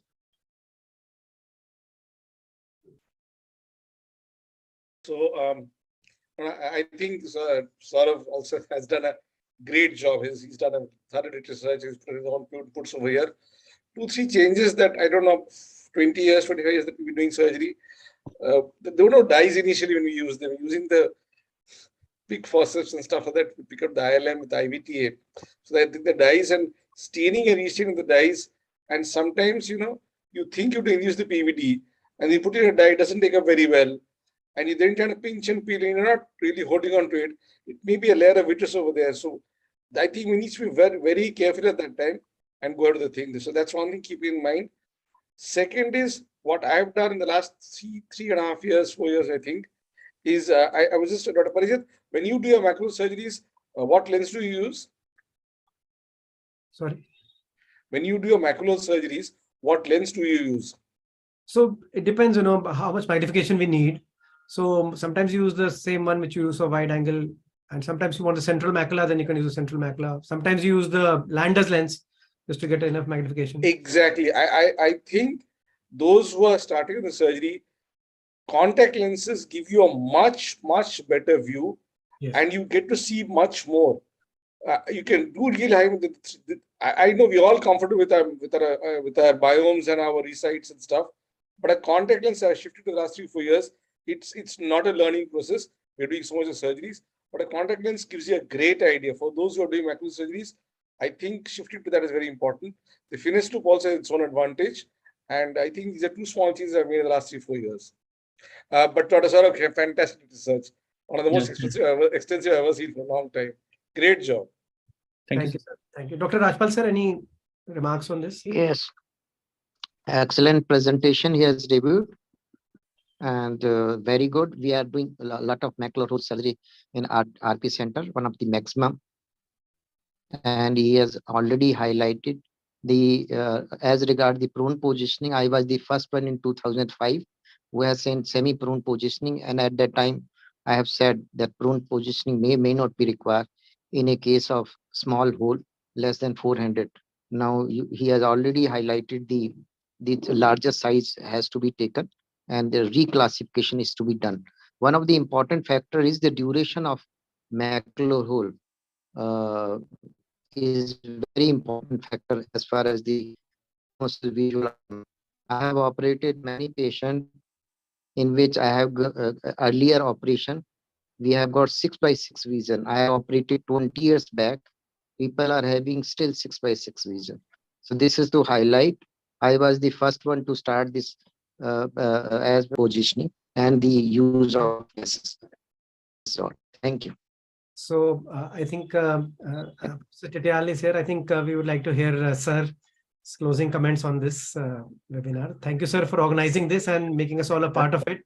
An excellent guest faculty. We would like to hear your words, sir. Yeah, actually, it was very nice to listen to all the Retina people. For me, it's something absolutely new.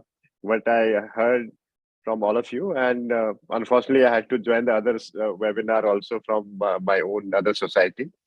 But the things, as I said in the beginning, the things which we covered today in this particular CME, everything which was covered had a importance to not only for Retina people, for us also, for a general ophthalmologist, especially the anti-VEGFs, the newer anti-VEGFs is used in our various indications. As Rohan started with, when to start, when to stop. Beautiful, case presentations. All of you have done, And ROP, as you talked about, is a remarkable change in the management of ROP now, and it changed the concepts of thinking how it has to be managed. And surgery-wise, both Saurabh had done a good research, and the giant retina tear. I saw those beautiful pictures and videos from. Sorry, it was wonderful to see. And over that, Katrina Sone with Sohaga, and two our guest speakers, they did a wonderful job. Both Dr. Raj Naran and Saurabh sir from Kolkata. I've listened to them first time, but it was remarkable. And the new things he talked about, the new research which has to be done in the diabetic macular treatment, I think those are things we have to look into and think how we are going to progress to make these, very, very common retinal disorder, which has become common for everybody, not only for a patient, for a treating physician point of view also, right from the endocrinologist or diabetologist to a general ophthalmologist. So it was a very nice CME, and I'm happy that the faculty of Retina Services done such a wonderful job today. And I'd like to thank both our guest speakers consenting for to be a part of this CME. Thank you, sir, and wish you a happy new year, and hope that this 2023 gives you a very, very nice year for not only for us, for the entire world. And thank you, Rajpal, for chairing the session, and Parijat for nicely moderating the entire thing, all the faculty members, and Dr. Manpreet sitting whole, this. And the first time I saw Pradeep in these webinars, that's another new thing for me also. Yeah, this is one of my first Zoom meetings. Thank you so much. Yeah, that's what I'm saying, and very nice to listen to you, and you are Sir, anti-VEGF was started by us. Anti-VEGF was started. We were the part of international trial, which I have started after 2 years of rigorous talking to pediatrician. So we were the first one to document anti-VEGF in ROP. Yes, I think everything has to be learned. Everything has to be practiced, and the results has to be brought out so that people understand how these new drugs has to be translated into a better outcome for our patients. Ultimately, it is the patient for which we are doing all these things. If they have a good outcome, why not to use these medications? Like, if even you have some sort of occlusive complication happening after anti-VEGF, but you have a larger group of patient might benefit. So those things has to be looked into. I learned so many things today, and thank you, Manpreet, for organizing the entire show and being in the poster segment session for throughout the entire area. I hope you have also learned things today. Yes, sir. Thank you, sir. Okay. Thank you very much. Thank you. It was a Good learning. night. Yeah. Thank you. Sir. Thank you. Thank you. Sir, one photo for my newsletter. Please. If everyone could just switch on the videos, Pradeep sir, if we could see you also for a minute or so. Yeah. Pradeep is, oh, he's gonna light reverse, Hello. from behind. Hellos. This is some Yeah. sort of multifocal eye. Well, yeah, that's better. This is better, sir. Yeah. So if everyone could smile, 1, 2, 3, smile. Thank you. Pradeep still looks like my student. Thank you, sir. Okay. I think I Yeah, can sir. see, at least three of them were my thesis candidates. Parijat, Pradeep, and Devesh. Saurabh also, sir. Saurabh was, sorry. Yeah, Saurabh, I missed you. So all your thesis Four of them. candidates end All up our doing thesis Retina. candidates. They are already written. That's good. Yes. Thank you so much. And we had a good time. Thank you. Thank you, Good sir. night. Thank you. Sir. Thank you, sir.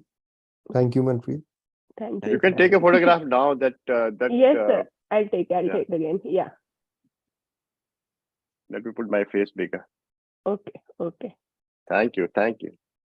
Okay, bye. See you again. Bye. Good night. Happy New Year, everyone. Happy New Year, sir.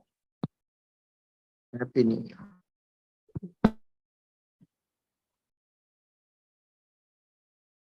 So nice to see you, Pradeep sir, over here. Guys, sir. Chalo.